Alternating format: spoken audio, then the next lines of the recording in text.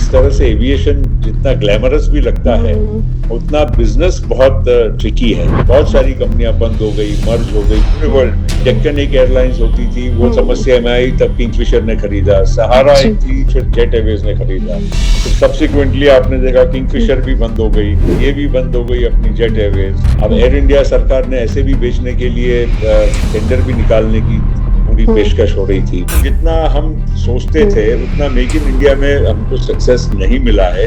तो एक्सपोर्ट्स की मात्रा हमारे देश में पिछले 6 साल में लगातार गिरते गई है और उसका असर सीधा रोजगार पे होता है। एवरी ईयर कम से कम 2 से 3 लाख करोड़ रुपए का हमको नुकसान होता है। जब से जीएसटी आ गया तो स्टेट्स का रेवेन्यू का मैक्सिमम जो सोर्स था 80 to 90% वो तो जीएसटी में सब्ज्यूम हो गया।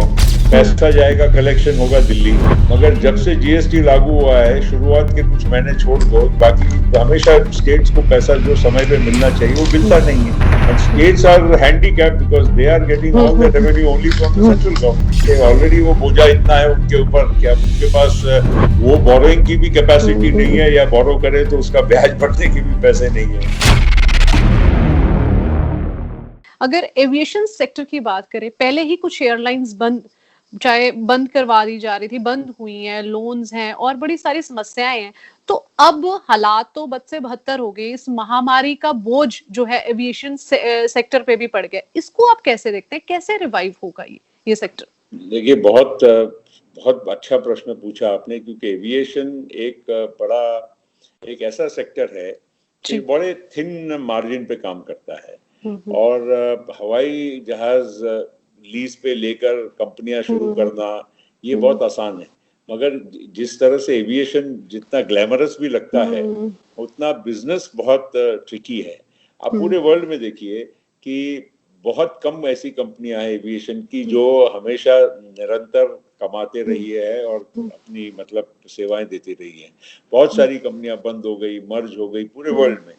अब उस हालात में अगर आप इंडिया में देखें तो हमारे यहाँ तो बहुत समस्याएं पिछले 4-5-6 साल में खड़ी हो गई। पहले ही थी, वही मैंने बोला, पहले ही थी। अब खास करके देखिए ना आप, जब डेक्कन एक एयरलाइंस होती थी, वो समस्या में आई, तब किंगफिशर ने खरीदा। सहारा एक थी जिसको बहुत प्रॉब्लम्स हुए, फिर जेट एयरवेज ने खरीदा।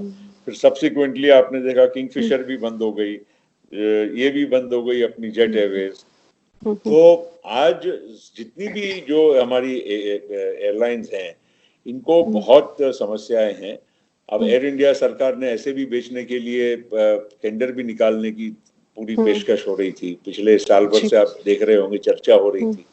तो ये अब सेक्टर को रिवाइव करना, अच्छा एविएशन जितना आपको और हमको लगता है कि भाई कुछ वर्ग के लिए ही ये साधन है यातायात का, लेकिन ऐसा नहीं है। आज ये एक जरूरत की बात हो गई है। इतने बड़े मुल्क में अगर देश की इंटरनेशनल डोमेस्टिक कनेक्टिविटी अगर हम नहीं दे पाएंगे तो उसका भी तो मुल्क के डेवलपमेंट में बहुत फर्क पड़ेगा। तो ये एक वरी का इशू है। अब ये किस तरह से, मुझे तो बहुत चिंता है कि अगर सरकार ने कुछ इसमें मतलब ठीक कदम नहीं उठाए तो ये सेक्टर में अभी शुरुआत वापस मतलब हालात को नॉर्मल करना, सेवाएं प्रदान करना बहुत मुश्किल हो जाने वाला, बहुत मुश्किल। अच्छा, भाजपा की आर्थिक नीतियों की आलोचना तमाम बड़े और जाने माने अर्थशास्त्री कर चुके हैं, बावजूद इसके कि सेंट्रल गवर्नमेंट अपनी नीति में बदलाव करने के लिए बिल्कुल भी तैयार नहीं है। आपको क्या लगता है, इससे देश का कितना नुकसान होगा? आज की तारीख में गवर्नमेंट ने काफी चीजों में गलतियां भी की है। गलतियां खास करके क्या किया है कि ओवरऑल जो इकोनॉमिक एक्टिविटी जो होनी चाहिए उसमें विशेष जो एक ध्यान कुछ सेक्टर वाइज अगर दिया होता। इंपोर्ट कितना होता है आज, चाइना से इंपोर्ट कितनी बड़ी मात्रा में हमारे देश में हो रहा है। हर साल चाइना से जितना इंपोर्ट होता है और हम उस देश में जितना एक्सपोर्ट करते हैं, उसमें एवरी ईयर कम से कम 2 से 3 लाख करोड़ रुपए का हमको नुकसान होता है। तो ये बहुत बड़ी गैप होती है और सालाना अगर वो जोड़ते जाओ तो आज उसकी गैप 10-12 लाख करोड़ के ऊपर चली गई है। तो ये हमारे लिए ये ठीक नहीं है।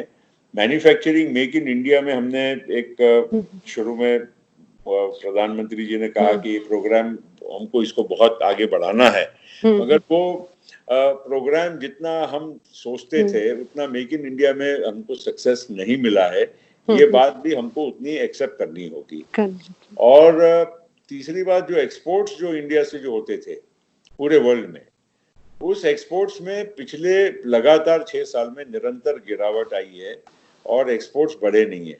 अब रुपये का दाम मूल्यांकन कम हो गया, इसलिए आप कहोगे कि रुपये के हिसाब से हमारे एक्सपोर्ट की मात्रा थोड़ी ठीक ठाक है, मगर आप डॉलर टू डॉलर, क्योंकि एक्सपोर्ट तो डॉलर में होता है, अगर आप डॉलर में देखेंगे तो एक्सपोर्ट्स की मात्रा हमारे देश में पिछले 6 साल में लगातार गिरते गई है। तो ये इकोनॉमिक फ्रंट पे ये 2-3 चीजों का बहुत बड़ा असर हुआ है और उसका असर सीधा रोजगार पे होता है। तो आप अभी मैंने जैसे ऑटो सेक्टर की शुरुआत में मैंने पेश की, अभी ऑटो सेक्टर में स्लो डाउन होगा तो आप अपने पंजाब से ही आप इकोनॉमी का देख लीजिए, कितना बड़ा जलंधर जो है, लुधियाना बेल्ट जो है, वो कितना बड़ा वो इंजीनियरिंग गुड्स बनाते हैं वहां से, और उसका असर। अच्छा, अब कैपिटल गुड्स, हमारे यहाँ नए कारखाने ये सब बनना अगर बंद हो जाएंगे तो कैपिटल जो हम इंजीनियरिंग गुड्स वहां से जो बनते हैं आपके इलाके से, उसका बहुत बड़ा असर होने वाला है। उस पे वहाँ काम कम होगा, लोगों को वहां पर रोजगार कम होगा, ये भी एक चिंता का विषय है। देश की अर्थव्यवस्था जो पहले से ही पटरी से उतर चुकी थी, आप मानते हैं? अब देखिए, ये बात तो आपका प्रश्न ठीक है कि हमारी जो अर्थव्यवस्था है जी, इकोनॉमी के बारे में पिछले साल 2 साल से हम सभी लोग बड़े चिंतित हैं और ये चर्चा हमेशा हो रही थी कि हमारे देश में कितने ग्रोथ हो रही है, ग्रोथ उतनी हो रही है या नहीं हो रही है, जितनी मात्रा में रोजगार उपलब्ध होने चाहिए वो हमारे यहाँ हो नहीं रहे थे, ये भी इतनी बात सच है। बहुत सारी इंडस्ट्रीज में परेशानी ये महामारी के पहले भी मतलब नजर आ रही थी कि बैंक्स कमजोर थे, एनबीएफसीज के प्रॉब्लम्स थे, इंडस्ट्रियल आउटपुट कम हो रहा था, एक्सपोर्ट्स कम हो रहे थे। ये सारी बातें ये कोविड-19 के पहले भी हमारे मुल्क में हम पिछले साल 2 साल से बड़े गंभीरता से चर्चा कर रहे थे और उसमें ये आ गया ये प्रॉब्लम। तो इसका मतलब तो ये स्पष्ट है कि एक प्रकार से ये दोनों चीजें एक साथ आने से इसका हमको बहुत बड़ा मतलब एक इसकी कीमत चुकाना पड़ेगा, इसमें कोई शक नहीं। देखिए, अभी हमारे यहाँ ऑटोमोबाइल सेक्टर है, क्योंकि मैं हेवी इंडस्ट्रीज मिनिस्ट्री का भी मैंने कारोबार 2 साल देखा है और जिसमें ऑटो सेक्टर भी आता था। तो ऑटोमोबाइल सेक्टर इस देश की मैन्युफैक्चरिंग जो होती है जीडीपी, उसका 25% हिस्सा केवल ऑटोमोबाइल है। आज ऑटोमोबाइल में जिस तरह से गिरावट, को ये अभी की बात नहीं है। अच्छा, राज्य सरकारें केंद्र सरकार पर जीएसटी का बकाये और केंद्रीय अनुदान की राशि को बकाया भुगतान ना करने को लेकर आर्थिक असहयोग का जो है आरोप लगातार लगाती रही, उसमें आप कितना उससे आप कितना सहमत हैं?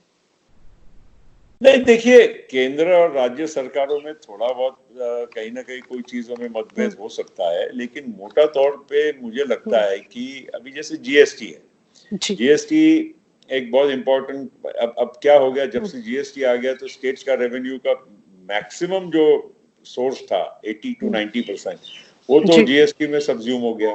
पैसा जाएगा, कलेक्शन होगा दिल्ली नेशनल, और वहां से फिर वापस स्टेट को उसका अपना शेयर मिलेगा। फेयर इनफ, कॉन्सेप्ट ठीक है, मगर जब से जीएसटी लागू हुआ है, शुरुआत के कुछ महीने छोड़ दो, बाकी हमेशा स्टेट्स को पैसा जो समय पे मिलना चाहिए वो मिलता नहीं है। तो ये भी एक मेरे हिसाब से it is a cause for worry कि अगर जीएसटी जैसा कलेक्शन अभी नहीं होगा, और अभी ये लॉकडाउन में जो स्टेट्स का जो रेवेन्यू था, जैसे पंजाब में मैं देख रहा था चीफ मिनिस्टर साहब वहां पर एक्साइज, लिकर की एक्साइज की बात कर रहे थे, खुलवाने की बात, या बाकी की भी, ये सब प्रेशर्स स्टेट गवर्नमेंट्स पे इसीलिए आ रहे हैं कि क्योंकि इनकम के सोर्सेज उनके पास रेवेन्यू रहे नहीं का है। तो अब रेवेन्यू के बिना स्टेट चलाना या देश चलाना ये संभव नहीं है। It's a natural phenomena and states are handicapped because they are getting all the revenue only from the central government. बिल्कुल बिल्कुल। शरद पवार ने सेंट्रल गवर्नमेंट से महाराष्ट्र के लिए 1 लाख रुपया की आर्थिक सहायता का मांगी है। उन्होंने कहा है कि हमें सहयोग दीजिए। और सेंटर सरकार राज्य को क्या फाइनेंशियल सपोर्ट देने में आपको लगता है सक्षम है मौजूदा समय? वही बात हम कर रहे हैं कि कहाँ से पैसा आएगा? नहीं नहीं, देखिए, अब ऐसा है कि राज्य मांगेगी किससे? राज्य मांग सकती है केवल सेंटर। सेंट्रल गवर्नमेंट से।